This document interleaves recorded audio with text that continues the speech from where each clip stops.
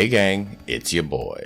So I was hanging out in my Discord last night, and I came across this article about a couple instances that recently occurred involving some human waste in the universities in the Toronto area. Well, let's take a look at this breaking news for all the details. And trigger warning for those who ate recently. Here we go.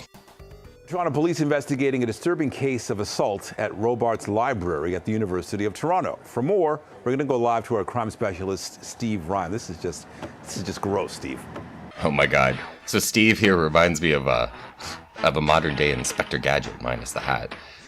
Let's see just what kind of crime reporting good old Steve is capable of. Gross is a good word, Nathan, and it is an assault investigation. I'd go one step further and say it's an assault with a weapon investigation. Thanks for that elaboration, Steve.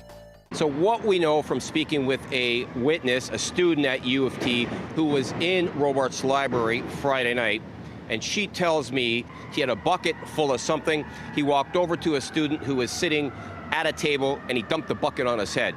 In that bucket was feces and urine. Oh, disgusting. Now, there was a similar occurrence up in York Region. I'm told by police that they are investigating to see if the two incidents are related. I'm going to go out on a limb here and say that they are.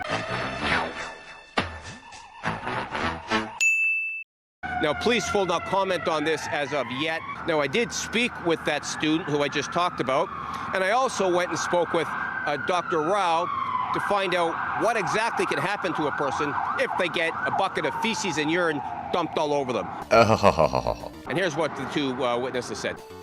So there's a lot of video footage here from CP24, so I'm going to cut some of these clips together and see if we can give it a little more impact. I just heard like the sound of like something drop on the ground and everyone was silent, and then I turned and I saw like a big bucket on the ground, and then I saw a bunch of like light brown liquid like moving on the floor, and then like I saw like a guy like covered in it, and like we were like, everyone was silent because I guess they were in shock. Disgusting. And then all of a sudden like the smell hit. Somebody was like, oh, it smells, and then everyone was like, oh my gosh, and like I thought I was gonna like faint or like cry or something, so like me and my friends just like packed up our stuff and like ran out of the room because like I think it's really gross. I think it's really gross. This girl is priceless.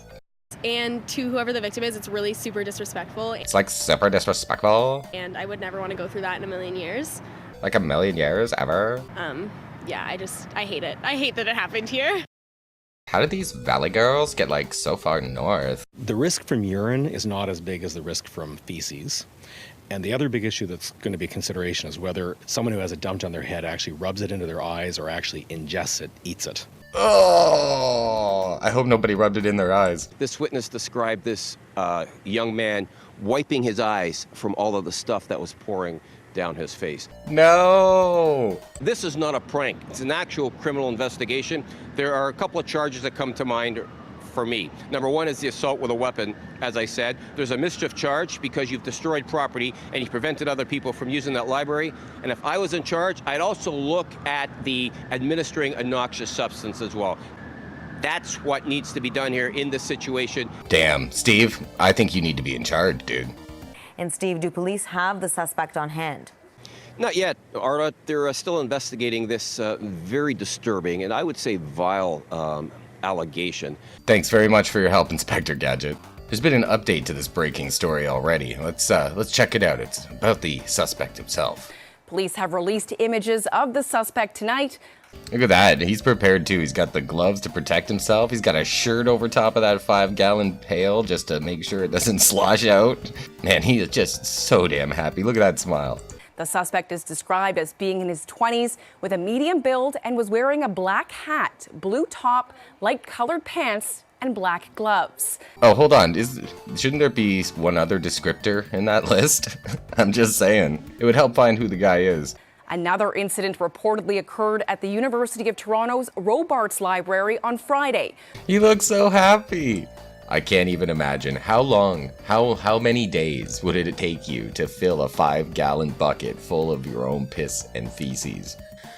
Wow, This is premeditation on another level. So breaking news on top of breaking news. The developments in this story just keep coming. I mean, I'm putting together this video and I've had to change it 2 times already. There was a third attack by the same smiling turd flinger. For the very latest, let's go to CB24's crime specialist, Steve Ryan. Steve. Steve's back on the case, still rocking that pink tie. Nathan, I'm at police headquarters right now, and as you said, there are 3 investigations underway right now, and I'm joined by Constable Victor Kwong from the Toronto Police. Last night, just before midnight, we had our 3rd incident outside the University U of T. As they were walking by, once again, believed to be the same person, has dumped a bucket of what's believed to be fecal matter. This dude must work for like a waste management company or something. Nobody should have that much access to piss and feces. You say the same person. Is that in all 3 occurrences? That's right. Okay, and my last question to you very quickly. All 3 victims, were they Asian? Steve, asking the hard questions. Well, yeah, they were Asian. However, we don't think that might be the connection because we have different parts of Asia in there. There is speculation that these horrific attacks were some sort of hate crime, and the victim is a minority, but the perpetrator was not a white male, so that clearly can't be the case. Speaking another language, I'm pretty sure it was Asian. We have some from the west side, some from the east side, so it's not like they were all Chinese per se. Well, I guess it's good they sent the Asian cop out then for the interview. Nathan, the investigation is still ongoing. Come on, get in frame, Steve. All 3 victims are of Asian descent, but as you heard from the constable, they're not ready to say yet that these 3 people were in fact targeted. This investigation does continue, and I would urge everybody to look at that video, and if they know who that person is, or they think they know who he is, give the cops a call. But then just late last night, we've learned just moments ago that an arrest has been made in this case. An individual has now been charged in those 3 instances. I want to bring in Constable Alex Lee with Toronto Police. They've advised me that they've arrested a male in the area of Queen Street West and Spadina Avenue. This male has been identified as 23-year-old Samuel Opoku of Toronto. Ladies and gentlemen, we got him. He's facing 5 counts of assault with a weapon and 5 counts of mischief, interfere with property. The suspect here in question will be making his first court appearance first thing tomorrow morning at Old City Hall at 10 a.m. to answer to these charges. God, oh Canada. But anyway, that was certainly disgusting. Thanks for sitting through that with me, gang. I'll let you know if I see anything concrete from the court appearance that's supposed to be happening today. With the way people are skirting this, whether or not it's a hate crime or not, that's a big problem if you're here in Canada. Almost as big of a problem as if you were in the UK. Anyway, thanks again for watching, and I'll see you next time. Peace out.